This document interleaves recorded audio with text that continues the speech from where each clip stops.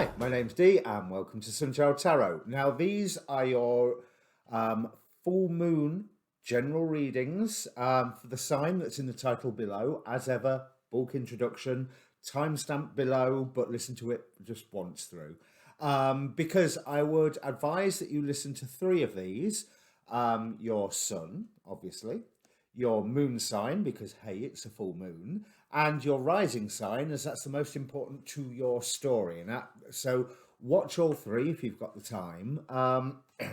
Now, this is full moon in Virgo, 8 degrees of Virgo. So I'm not going to talk long about the astrology of this full moon, because if you follow the link to the Facebook page to this channel that's in the description below, you'll notice that I've posted a lot of the astrologers' analysis and breakdown and weather forecast videos about this full moon, and they're going to do it better than I do. Also, there's an inbox on that page, so if you want to contact me directly for a personal reading, there's a good way to do it. But this full moon, 8 degrees Virgo, so this moon is ruled by Hariel, the angel Hariel, who represents in astrology long-range vision and purification, which is, I find, a very, very interesting symbol. Because obviously this is all on the backdrop of Saturn square Uranus, the force for tradition and rules and endings, but tradition and rules against the new, the innovative, the chaos elements that Uranus will bring through. So Saturn is ruling this chart like it did on the new moon chart, and I talked about that back in the new moon videos. Now Saturn at 8 degrees Aquarius is now being ruled by Nelchael, who, interestingly, is an angel about eradicating plague and an ardent desire to learn. So it's almost like the Saturn energy is like, yeah, this may be the way we've always done it, and we've got to stay in the way that we've always done it, but we've also got to learn to do it better in these limitations because it's not working. As simple as that. It's not working. Now, as I say, Nelchael or Saturn is ruling this chart, so we're looking at eradicating plague, which you can't deny the symbolism of that one at the moment. But what is interesting is, out of the chart itself, the most talkative angels are Sahalia and then Kahatel. Now, let me just check because I didn't write it down. Sahalia is ruling both Venus and Lilith, and Kahatel is, Kahetel, sorry, I should say, is ruling Pluto and Chiron, like I think Kahetel has been doing for a while. Now, the conversations that are going on here is Sahalia represents letting go and mental force. So it's eyes on the prize. That's where we're headed, and all this other stuff is not necessary. Whereas Cartel is all about diffusing negative energy. And as I say, those are the two most talkative angels in this chart, theoretically, all subservient to Nelchael in this chart. However, they are pretty much talking to all the planetary degrees, all the other angels at the moment. So it's almost like the king says one thing and the advisors are going, are you sure? Are you really, really sure? Do you not think there's a better way of doing it? What if you think about this way? What if you think about that way? But I think there's a better way of doing it. And they're going around the royal court and they are building up support, or they're acting like the chief whip of a political party, doing exactly the same, drumming up the support. Have I got your vote? So there's also this is directed, or the spotlight of this conversation is the moon, Hariel, long range vision and purification. That's the agenda that they are putting on the table in front of Nelchael or Saturn. And it's really interesting because the moon is quincunx, or I should say, as Rick Levine would say, quincunx Saturn. So Saturn doesn't really know what the moon's on about at all. You know, it's almost like, yeah, newfangled stuff, not my thing. Um, but it is necessary, and that's why we have the this influence of Sahalia with letting go, and then Kahatel just keeping everything calm, diffusing the negative energy. Yes, that's going to be awkward, but we can do it. And Sahalia, with their mental force, can go, hell yes, we can. Well, maybe not hell, they're an angel, but oh yes, we can do this. So there's, it's really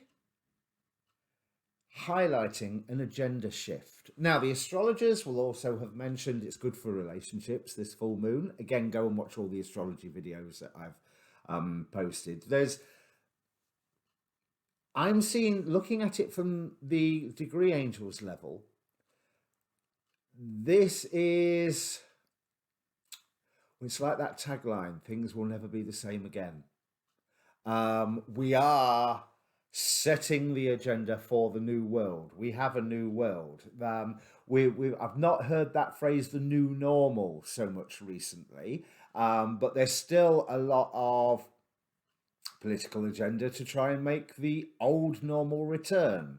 But let's be honest, it's not going to happen. It is a new world. It's a new world every day. Oh, that, I'm sure that's a song. But it's a new world every day anyway, but it is very much a new world. And Saturn, in its square to Uranus, in its quincunx to the moon, is, I'm almost seeing, desperately trying to hold things together, which I think is quite, yeah, look at the news. Saturn is definitely trying to hold things together, and at some points it's succeeding, and at some points it's fading. But the counsel of the angels here is to try and just, let's make this process a bit easier. Now, what is interesting with Saturn as well is this, where have I written 8 degrees Aquarius? This is Spider-Man's Saturn. This is the Saturn on the first publication date when Spider-Man first hit the stands back in 1960 something, which I completely forget off the top of my head. But there is that message, with great power comes great responsibility. So Saturn is almost forced to accept that things have to change somewhere. And of course, Saturn is in Aquarius. It is looking more towards the future. It is looking to expand, to work with the community. Now, the symbols, after I'd figured all this out, I went and had a look at the various symbols for 8 degrees Virgo. And yeah, you'll have to forgive me. It's obvious I'm reading from the screen. So first we'll start with the inside degree, a man mixing cement. So we've got this image of, if you're mixing cement, you're building something, you're creating something. But the explanation of the image says jammed tight with concepts, thinking about what you are doing, interpretations, evaluations, opinions, and surmises, void of heart force, believing in progress, bent upon success. You strictly, rigidly carry out what the mind dictates. It goes a bit dark here. A form of ignorance that is very clever. Something missing in the soul. Compensations on top of compensations. Exceedingly busy, hyper with plans, projects, and enterprises. You're very good at achieving results. Riveted with to the phenomena, but prone to casting shadows that come back to haunt. So again, we see the reason for that influence of Cahatel, of the diffusing the negative energy, because everybody wants the world to return to normal really, really quickly. But that ain't going to happen, or at least the old normal ain't going to happen. But I love that, just that one image of the man mixing cement. This is the point where we start building. The new moon was, if I remember correctly, was all about finally integrating and starting to act on all the lessons that we've learned during the Capricorn cluster and 2020, which I think is very nearly ended.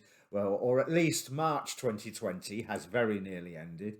Well, we may be in the 450th of March, but you know, we can see the turn of the page coming. Now, the Sabian symbol is equally as intriguing, and this one more encouraging. So the Sabian symbol is an expressionist painter at work. The interpretation saying about boldly breaking new ground. We must carve out our own path according to our own sense of who we are and what only we can do. Our right to be unique and our ability to express in this uniqueness creatively must be asserted. We must take it. It cannot be bestowed by a teacher. It is only the potential to be original that is a given in life. Originality itself must be assumed. Life is risky and we have to live with that.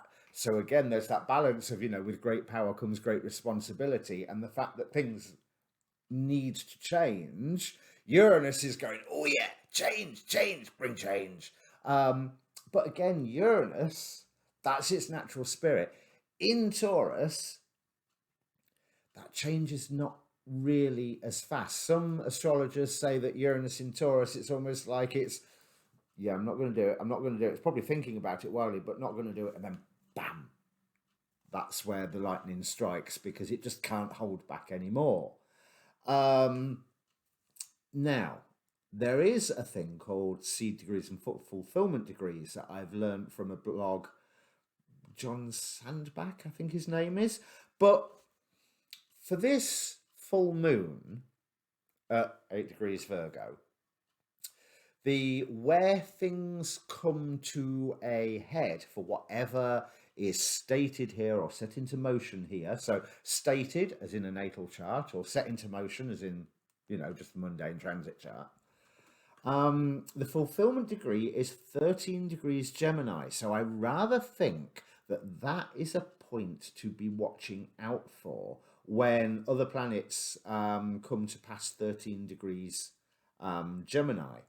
The other interesting things that I noticed, Mercury, 13 degrees Aquarius. This is and of course I'm going to talk about comics and magic.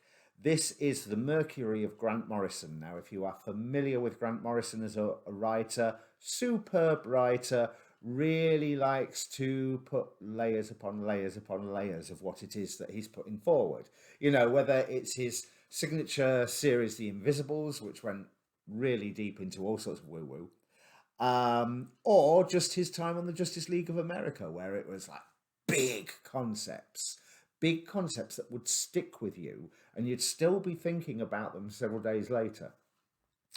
Also, Israel Regadi of the Golden Dawn, this is his Chiron. So without diving into the details of Israel Regadi's life, there's that opening for disciplined magical healing is what I'm seeing from that, because that's how I'm assuming Chiron can be interpreted within Israel Regadi's chart, or at least taking it out of his chart and looking at it with the rest of the world. So these readings, they are same as ever, by sign. It's the gods that play reading. We look at the gods that are supporting you during this period, and we look at the more archontic forces, or the gods that aren't really gods. Their energies designed to suppress you and keep you away from your glorious destiny, soul function, soul purpose, yes, soul function,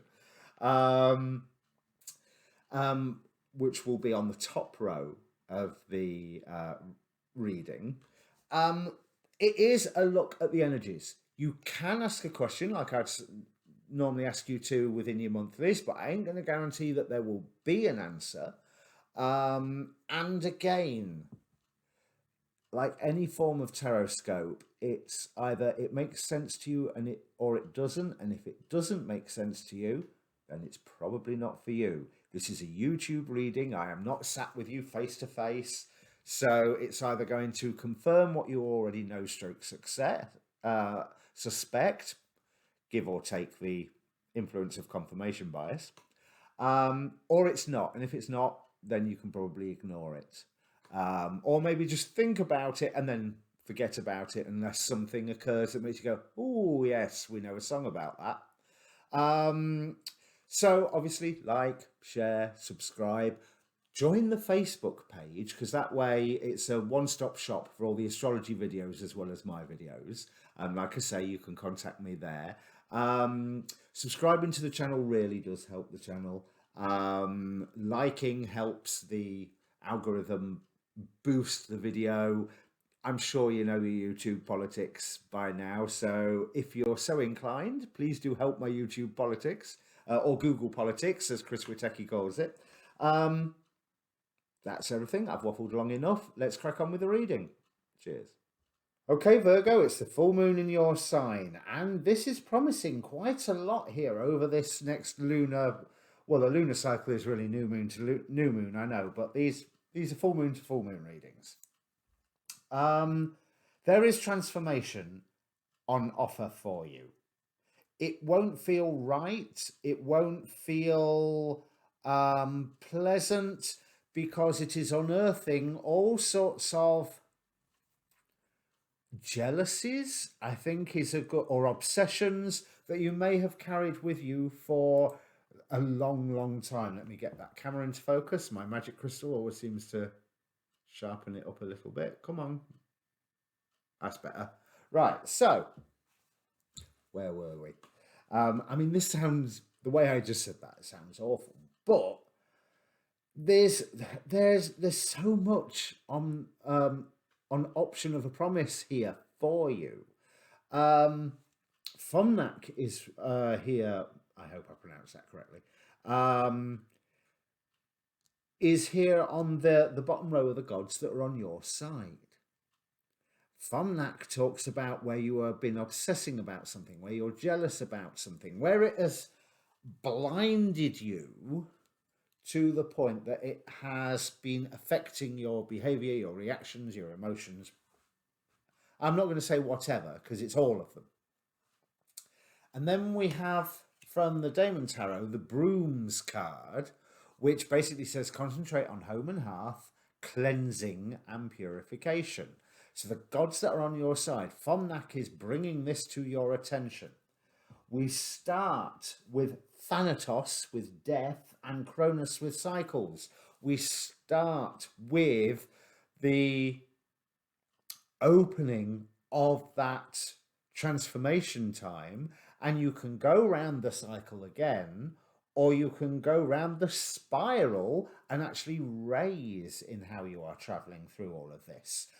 Followed immediately by Osiris with renewal. If you do not get a rebirth image from Thanatos and Osiris, and the idea Kronos, if you think Kronos, Saturn, so Nelchael, like I was talking about in the introduction, but also the planets do not move in circles, they move in spirals because the solar system itself is moving. We have Athena as protectress on your side, using wisdom, because I'm really drawn. Normally, I don't even notice that. I mean, of course, it's Athena. Of course, there's an owl on the card, but it's just in the little corner, and I don't normally notice it. But it was when I laid the card, it was like, you know, shouting out at me. Then Hecate with illumination, and Artemis with individuation. You're coming into your own after some form of realization. Interestingly, though, because this could all go wrong.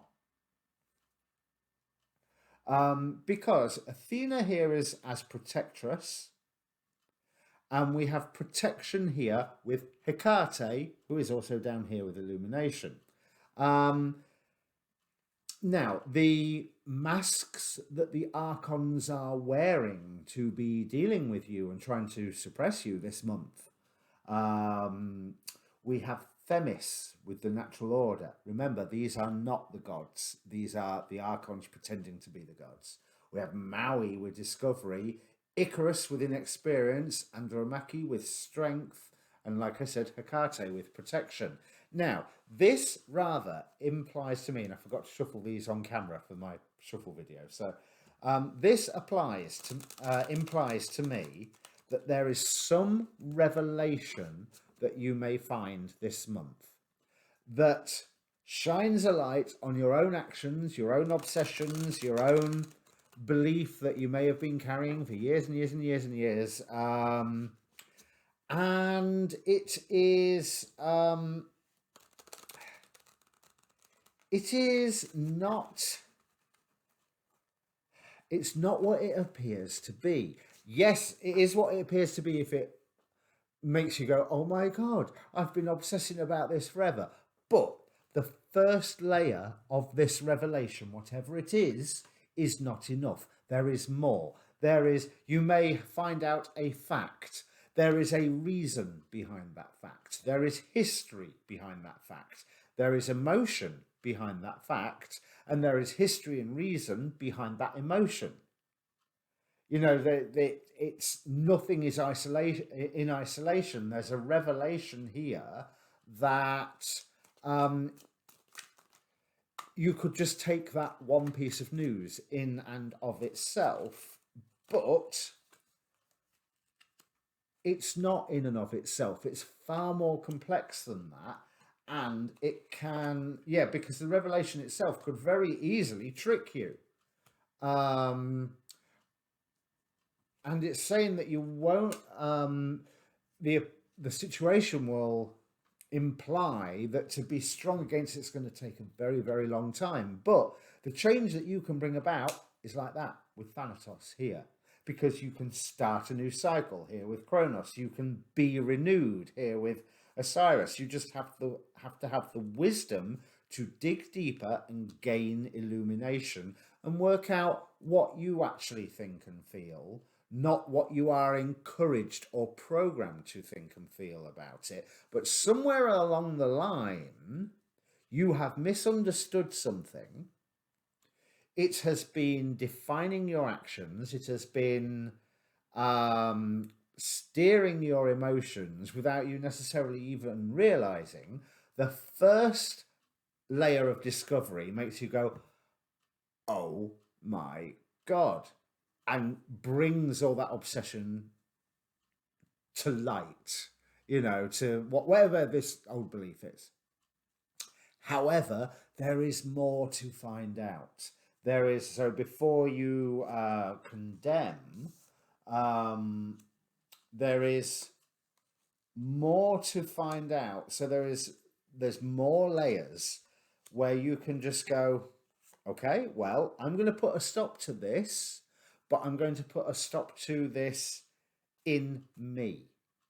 Not in anybody else.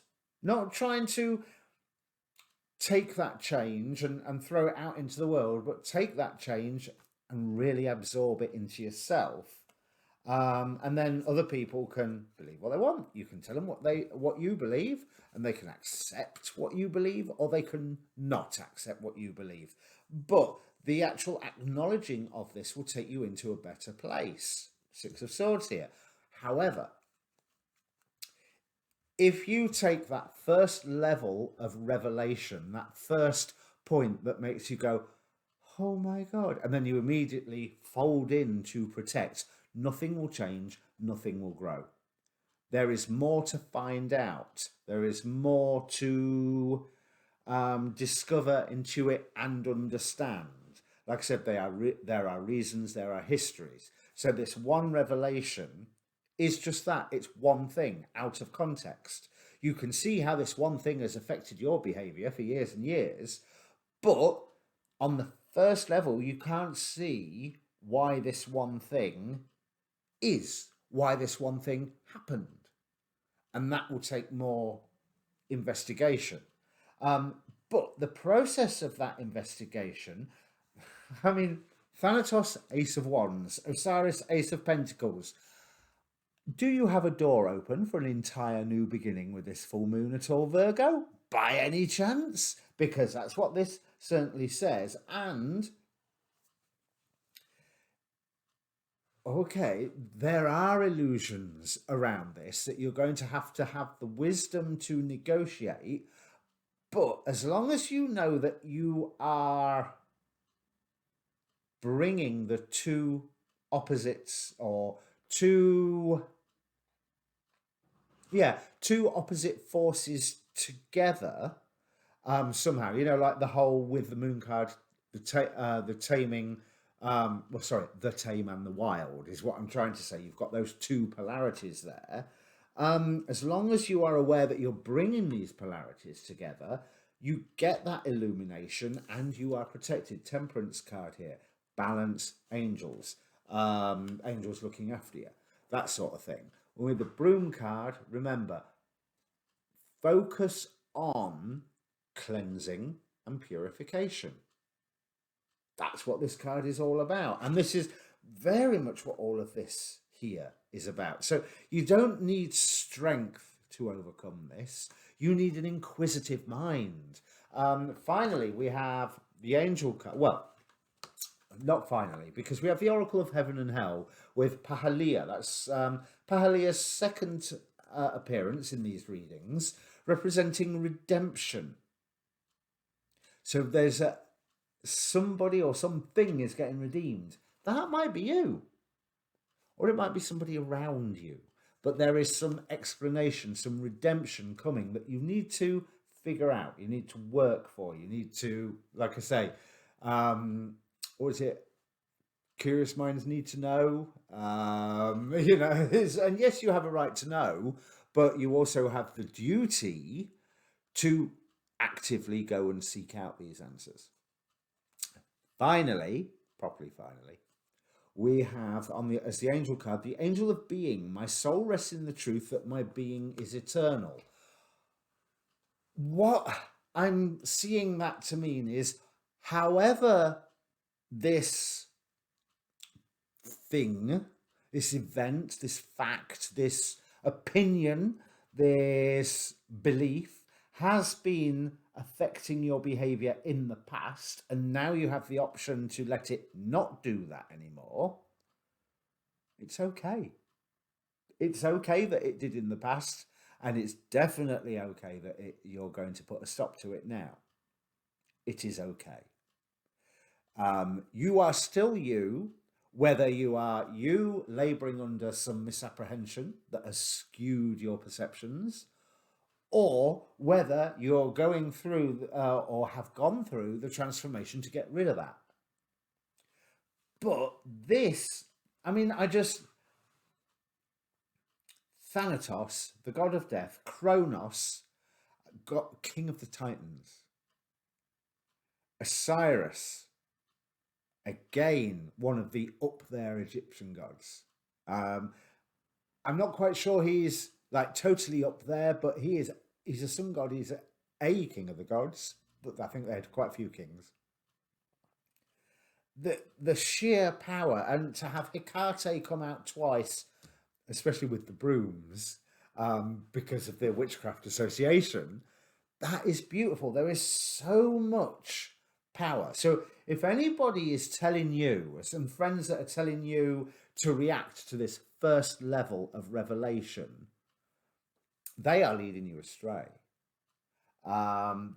It's a natural order of you find this thing out and you react against it immediately and go, right, well, I'm having nothing to do with that situation or that person or what have you. No, don't throw the baby out with the bathwater. It's there's more to know. There's a lot more to know. You're getting one fact in isolation, and it can, even though the fact is true, it can still deceive you because you don't know the context, the rest of it.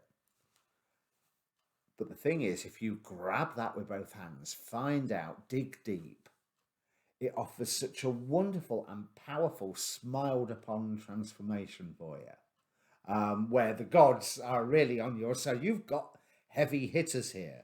You know, Athena, Artemis, Hecate, Osiris, Thanatos, and Kronos. You know, you, you, you don't get bigger than Cronus. Well, Uranus, I suppose, but Hecate, if you're into your witchcraft, you don't get much bigger than Hecate. Osiris is up there. You know, so this is with Ace of Wands, Ace of Pentacles. There's a wonderful rebirth opportunity here for you. Grab it with both hands, but whatever revelation you receive, it will be true, but it won't be the whole truth. And what you need is the whole truth. That's what I'll call the reading. What you need is the whole truth. So if this means anything to you, Virgo, comment down below and I'll see you in the monthlies. Cheers.